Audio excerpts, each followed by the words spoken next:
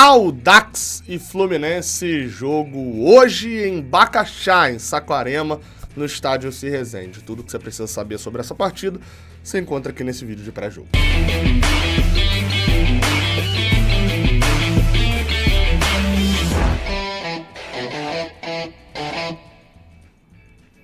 Seja bem-vindo, você guerreira de todo o Brasil, de todo o mundo. Aqui é o canal Raiz Tricolor, eu sou Gabriel Amaral, sou jornalista, sou tricolor. Deixa o like aqui embaixo, se inscreva aqui no Raiz Tricolor. E vamos embora, cara, pra gente poder falar de Audax e Fluminense, jogo de hoje, que acontece no estádio Se Resende, em Bacaxá, em Saquarema.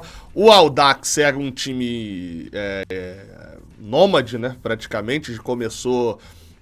se eu não me engano, quer dizer, tem a época lá do Sendas e tal, em São João de Meriti. Curiosidade inútil aqui, tá? Cheguei a jogar um tempo no Audax lá em São João de Meriti, mas era tão longe daqui que eles queriam que eu abandonasse a escola, enfim, acabei... mas joguei, também acho que não viraria profissional não, mas joguei lá em 2010, 2009. 2009 eu era sub-15 na época. Mas, enfim, curiosidade inútil, vamos lá. Eles eram de São João de Meriti, já foram para Angra dos Reis e agora são de Saquarema. Fizeram um acordo com Boa Vista para poder utilizar o estádio, por isso o jogo contra o Audax é aqui em Saquarema. 9h30 da noite, tarde, desnecessariamente tarde, mas é para atender o horário que a Band quer para poder transmitir. A gente vai estar lá, tá? O Jornada, a equipe do Raiz Tricolor, do Jornada KTO 1902, está completa, está sempre destacada nos estádios, principalmente no Campeonato Carioca, onde dá pra gente ir em todos, né? Estaremos toda a nossa equipe lá em Bacaxá com todo o clima do estádio, ficando ali no pós até meia-noite e pouca, enfim, todo aquele clima e análise que o Fluminense merece, tá? Jogo de número 5 entre a gente e o Audax. O Audax é um time meio novo, né? Subiu, caiu e subiu de novo. A gente ganhou os 4 jogos, só tomou um gol até hoje na história. E uma curiosidade, eles voltaram pra Série A em 2022. A gente jogou 2 jogos contra eles, um 1x0 e um 3x0. Os 4 gols foram marcados por Germancano. Desde que ele chegou, só quem faz gol contra o Audax é ele. Eu espero que hoje quebre essa escrita, já que o Germancano não vai estar entre o time titular. E mais uma vez, isso que a gente fala aqui, né? Uma passada rapidinha, né? Agora a gente já tem um pouquinho mais de contexto para poder falar do Campeonato Carioca. Dando uma olhadinha na tabela, que eu até coloco aí na tela para vocês verem também. O Campeonato Carioca tem o Nova Iguaçu, curiosidade, como líder, né? O Nova Iguaçu ganhou do Bangu, empatou com o Flamengo e na estreia ganhou do Sampaio Corrêa, se eu não estou me enganado, exatamente 2x1 do Sampaio Corrêa. É o atual líder, óbvio, pode perder essa liderança tanto pro Fluminense quanto pro próprio Flamengo, que não joga nessa semana, vai jogar no meio do Carnaval no Maracanã.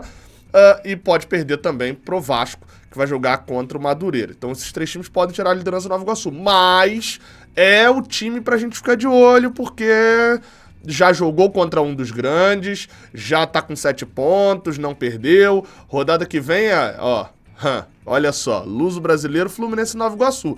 Então tem que ficar de olho no Nova Iguaçu. O Fluminense é bom, o Fluminense ganhar hoje para poder jogar contra o Nova Iguaçu sem aquela de, meu Deus, se a gente perder, eles abrem 6 pontos pra gente, né? No jogo de domingo. A destacar, todos os times grandes já tropeçaram, né? O Botafogo perdeu pro Boa Vista nessa rodada com o time principal, o Flamengo empatou com o time alternativo contra o Nova Iguaçu, o Fluminense empatou com o Volta Redonda com o time alternativo e o Vasco empatou com o Sampaio Corrêa também com o time alternativo. O único que tropeçou com o time principal foi o Botafogo. O Fluminense tem que se aproveitar disso, e foi o único que perdeu também, o Botafogo, né? O Fluminense tem que se aproveitar disso nessa rodada, beleza? Lá na parte de baixo, o Audax está aqui em 12º, e a gente vai falar de bola em campo agora, você vai entender também parte disso. Fui dar uma olhada nos jogos do Audax, cara, que falta de qualidade, assim. Meu Deus do céu. O Audax, eu achei o time ruim e, além de tudo, meio mal treinado. Cara, meio bizarro isso. O treinador já foi demitido, aí é mais bizarro ainda. O Tuca era o treinador do Audax, fez mais de 180 dias de treinamento, de conversa, isso declaração dele mesmo, de fala, então, enfim, e simplesmente o malucão foi demitido com 2 jogos, pô. Eles nem jogaram em casa. É o primeiro jogo do Audax em casa. E um desses jogos foi contra o Flamengo ainda, tipo, o Flamengo principal. Que é óbvio que o provável do Audax é perder para os times principais dos grandes. Mas foi demitido. A qualidade do time é muito baixa. Vou botar aí essas prováveis escalações na tela, até pra gente falar de Fluminense agora. E e vocês vão perceber que duas posições estão faltando, né? Então, não sabemos ainda, o time do Fluminense só vai ser divulgado os relacionados e que vão viajar, né, aqui pra Rio. Eu não sei se eles vão parar em Rio Bonito hoje, igual eles sempre param. Normalmente, os times vêm, tomam um café no CT lá no Rio, param em Rio Bonito para poder fazer a sua alimentação ali, ou jantar muito cedo, ou fazer um reforço ali de carboidrato no final da tarde, e aí daqui de Rio Bonito vão para Bacaxá. Não sei se vão fazer isso, vou ficar de olho, porque o hotel que eles normalmente ficam é aqui perto. Mas a gente não sabe ainda se vai continuar com o Vitor Eudes titular ou se o Felipe Alves vai estrear. Isso a gente ainda não sabe. Acho que se o Felipe Alves estiver disponível, vai ele pro gol. Se o Felipe Alves não viajar, vai o Vitor Eudes. Acho que dos outros jogadores, Renato Augusto, as outras contratações, Gabriel Pires, chutaria que ainda espera um pouquinho. Talvez o Renato Augusto viaje pro jogo, mas não dá pra ter certeza não. Dito isso, vamos estabelecer aqui que seria o Vitor Eudes. A gente tem duas posições que estão muito criticadas e eu diria que pela torcida haveria mudanças. Não sei se pelo Marcão também haverá. Segundo uma matéria do GE. Globo, que não está assinada, então é pouco confiável, diz que é provável que ele mantenha o time. Enfim, né?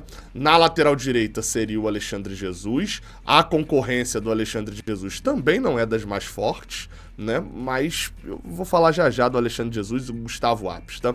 Acho que seriam os dois que seriam titulares. Aqui vem sendo titulares com o Marcão. Eu tomo muito cuidado aqui no canal, porque às vezes a galera define que um jogador é horrível, que ele é péssimo, que ele não serve pra nada, e entra nesse efeito maluco onde não importa o que ele faça, ele não vai servir pra nada. Por outro lado, eu também tento evitar sempre aqui no canal que, por eu não gostar desse massacre, desse definir que alguém foi e junto com a manada, assim, só porque a manada tá indo pra lá, eu também não defenda jogadores aqui que nitidamente estão mal. Então eu não tento nem ir tanto junto com a massa, mas também não pagar de diferentão também, tendo opiniões só porque a massa tá indo pra lá. E eu acho que essa minha opinião, essa minha abertura aqui vai deixar claro em relação às minhas opiniões desses dois jogadores.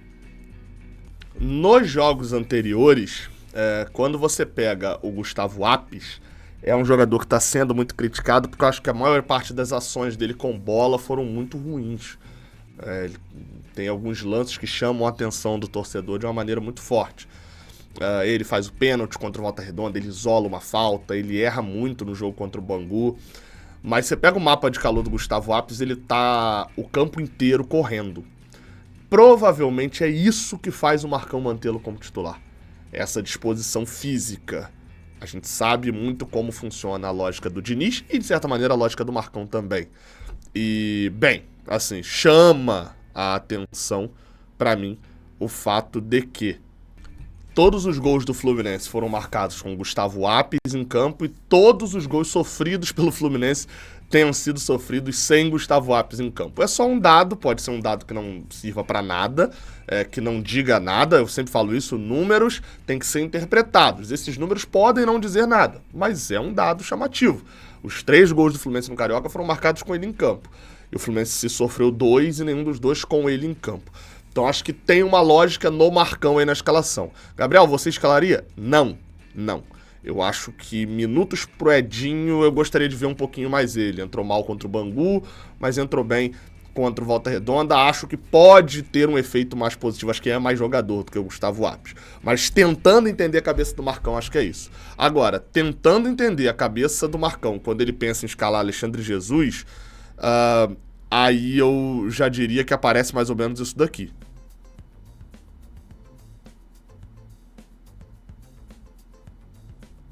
Exatamente. Não é que deu problema técnico, não. É que simplesmente não faz o menor sentido. Deve estar oco, assim, desculpa. O Alexandre Jesus como lateral direito, eu já falei isso aqui algumas vezes no canal, mas eu não tinha falado em vídeo de pré-jogo.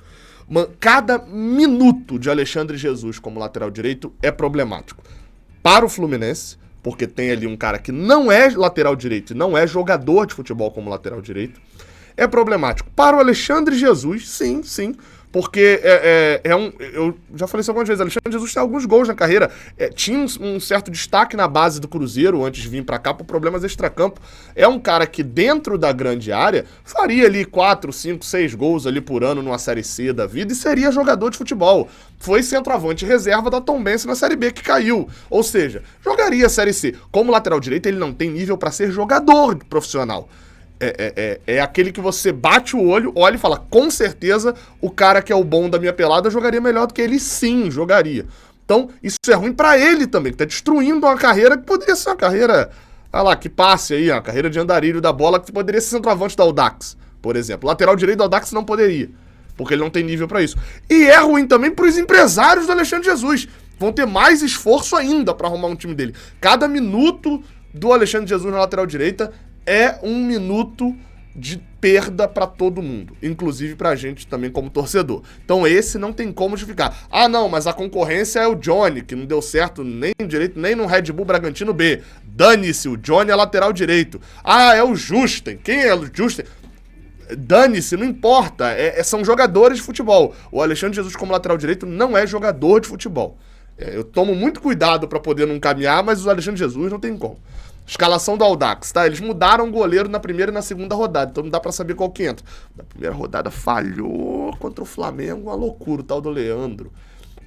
Então deve vir o Max, Claudino na lateral direita, Igor Silva e João Vitor na zaga, Paulo Vitor na lateral esquerda. Mitkov, Romarinho, PK é o camisa 10, Gersinho, Ítalo Barbosa. E aí o centroavante pode ser o Klinsmann ou pode ser o Leonardo, o João Leonardo, no atacante. Esse é o Audax que acho que finalizou uma vez só no Carioca até agora. Sim, algo é algo bizarro nesse nível assim mesmo, tá? O time do Audax acertou o gol do adversário até agora no Carioca em 2 jogos, apenas 3 vezes, tá? Ele finalizou mais do que isso, mas chute no gol em direção à meta foram 2 vezes contra o Madureira e 1 vez contra o Flamengo. Você vê que coisa, né? A arbitragem da partida, ela será feita por um árbitro que na hora que eu botar a foto aqui, você vai falar, eu acho que eu já vi esse malandro apitando o jogo já. É o senhor Alexandre Vargas Tavares. Bem, sobre ele, o que dá pra gente dizer? O Alexandre Vargas Tavares apitou 9 vezes jogos do Fluminense. O Fluminense só perdeu 1 vez pro Botafogo. Mas como eu falei, é meio que normal porque ele apitou jogos contra times pequenos. Mas ele apitou os últimos 2 jogos que ele apitou foram Fla-Flus, né?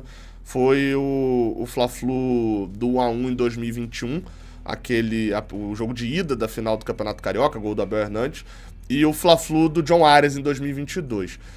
Eu fui dar uma olhada porque árbitro da Ferj só apita jogo nosso, né, no Carioca. Então fui olhar o que ele apita fora do Campeonato Carioca.